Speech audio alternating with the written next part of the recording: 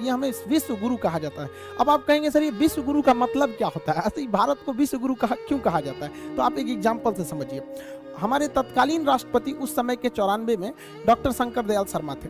1994 में डॉक्टर शंकर दयाल शर्मा भारत से आधिकारिक दौरा पर ओमान गए। ओमान की राजधानी मस्कत पर जब हमारे राष्ट्रपति डॉक्टर शंकर दयाल शर्मा का हवाई जहाज लैंड किया तो ओमान के जो किंग थे, वहाँ के राजा, वो कभी किसी को रिसीव करने एयरपोर्ट पर नहीं जाते। ये प्रोटोकॉल मतलब नियम कानून होता है। किसी देश के राष्ट्रपति वगैरह नहीं जाते जब तक कोई बहुत खास मेहमान नहीं आ जाता।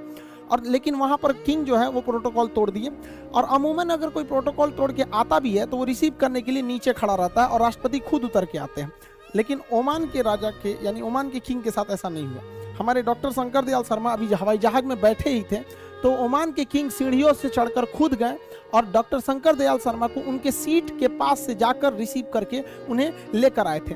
जब ड्राइवर्स और बॉडीगार्ड ने उनको कहा गाड़ी में बैठे तो वहाँ के किंग ने ड्राइवर को हटाकर खुद ड्राइव किए थे डॉक्टर शंकर दयाल शर्मा के गाड़ी को, हमारे राष्ट्रपति साहब के, और उन्हें इतना इज्जत दिया गया था जो इससे पहले ओमान में किसी विदेशी गणमान्य को ऐसी इज्जत नहीं मिली थी। जब मीडिया वालों ने उनसे पूछा कि आखिर शंकर दयाल शर्मा में ऐसा क्या खास है जो आपने इतने सारे प्रोटोकॉल्स तोड़ दिए, आज तक किसी राजा या किसी देश के प्रधानमंत्री राष्ट्रपति को इज्जत नहीं मिली, तो ओमान के किंग ने कहा कि जब मैं स्टूडेंट था और भारत में पढ़ाई कर रहा था तो उस समय पुणे में जब उनकी पढ़ाई चल रही थी ओमान के किंग के, तो डॉक्टर शंकर दयाल शर्मा वहाँ पे उनके शिक्षक थे, वो वहाँ पे प्रोफेसर थे। तो उनका कहना था मैंने किसी राष्ट्रपति या प्रधानमंत्री को वो इज्जत नहीं दिया, बल्कि मैंने अपने गुरु को ये सम्मान दिया, उन गुरु के लिए मैंने इतने सारे प्रोटोकॉल तोड़े। इसलिए भारत को विश्व गुरु कहा जाता था।